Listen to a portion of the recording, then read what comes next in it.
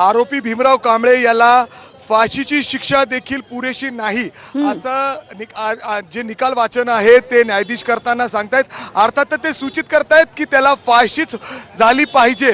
अर्थात त्याला फाशीची शिक्षा होऊ शकते. आपल्यासोबत वकील आहेत सर, ज्या पद्धतीने या ठिकाणी अंतिम निकाल वाचला जातो आणि ज्या पद्धतीने वाचन होत आहे ते खूप महत्वाचं आहे.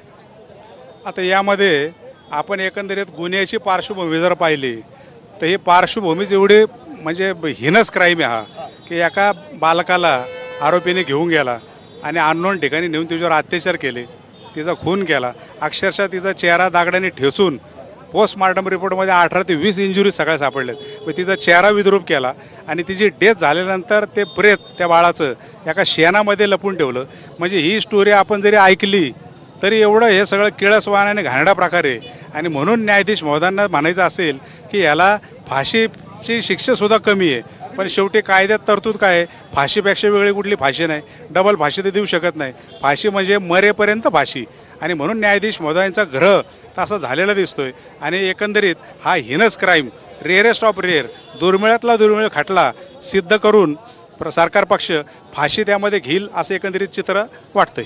सर, हा असा जर निर्णय आला तर हा खूप म्हणजे अर्थात समाजाला एक वेगळ्या पद्धतीने समाधानकारक निकाल असेल. कारण समाजामध्ये ज्या पद्धतीने ही घटना घडल्यानंतर पडसाद उमटले, रस्त्यावर लोक उतरली, अक्षरशः या आरोपीला आमच्या ताब्यात द्या अशी मागणी देखील या ठिकाणी झालेली होती. आणि त्यानंतर आता जेव्हा अंतिम निकाल वाचला जाते तर ते देखील त्याच पद्धतीने फाशीकडे जाताना दिसतंय.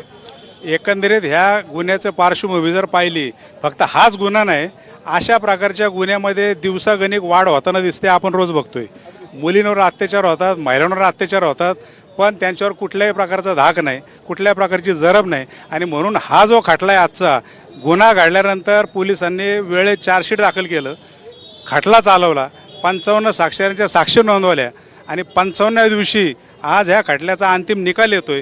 म्हणजे पुण्याच्या न्यायालयामधून भारत देशामध्ये एक वेगळा मेसेज जाईल असं मला वाटतं. कारण अशा प्रकारचं जर गुन्ह्याची कोणी भविष्यात केलं तर कॅपिटल पनिशमेंट ज्याला आपण म्हणतो फाशी, ही होऊ शकते. पण त्याला पोलिसांनी पण तसं तपास केला पाहिजे, दोषारोपपत्र वेळेत ठेवलं पाहिजे. न्यायाधीशांनी पण ह्या खटल्यावर कॉन्सन्ट्रेशन करून निकाल द्यायचा म्हणलं तर होऊ शकतो. आजच्या निकालाने हे सिद्ध होणार आहे. आणि अशा प्रकारच्या गुन्हेगारांवर एक जरब बसावी म्हणून एक हा स्वागतार्ह निकाल असेल एक वकील म्हणून, असं मला वाटतं. न्यायाधीश साहेबांनी एक अजून महत्त्वाचा मुद्दा ठेवलेला आहे की हा जो आरोपी आहे हा सुधारण्याच्या पातळीच्या पलीकडे गेलेला आहे. कारण याच्या अगोदर देखील त्यांनी 2 असे कृत्य केलेले आहेत. त्याच्यामध्ये त्याला त्या ठिकाणी त्याला जामीन मंजूर झाला, त्यातून तो निघाला, सुटला, पण पुन्हा एकदा तो तशाच पद्धतीने करतो. त्यामुळे त्याच्याकडे सुधारण्याची पातळीच्या पलीकडे गेलेला आहे तो, न्यायाधीश म्हणतायत.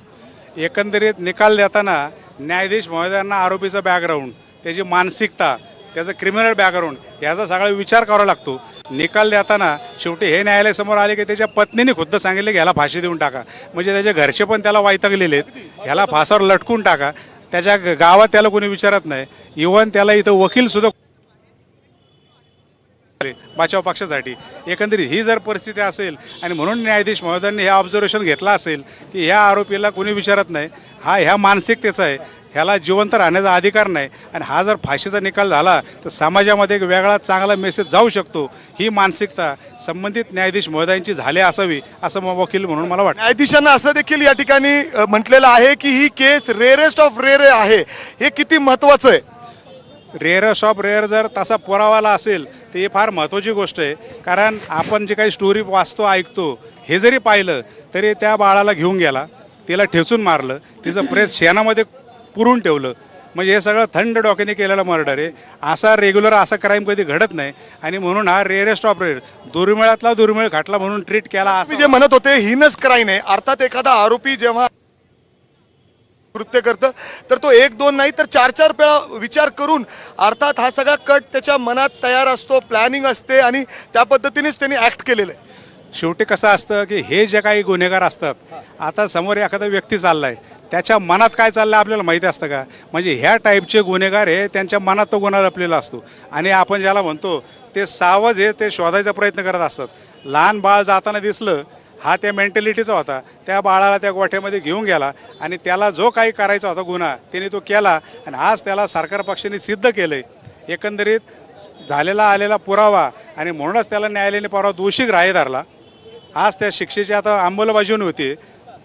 निकाल देत असताना प्रत्येक कलमाला काय शिक्षा आहे ह्या कलमाखाली तुझ्याविरुद्ध गुन्हा सिद्ध झालाय, न्यायाधीश महोदय त्याला सांगणार आणि एवढी एवढी पनिशमेंट त्याला दिली असं. हां, अर्थात काही सीसीटीव्ही फुटेज जे पुरावे या ठिकाणी कोर्टासमोर ठेवण्यात आलेले होते त्याचा देखील अर्थात कोर्टाने पूर्ण विचार केलेला आहे. त्यानंतर न्यायाधीश साहेबांनी हे देखील विचार केलाय की त्या चिमुकलीवर कशा पद्धतीने अत्याचार झाले, तिला किती वेदना झाल्या असतील आणि हे सगळं घडल्यानंतर जेव्हा तिच्या आईवडिलांना कळालं त्यांच्यावर काय परिस्थिती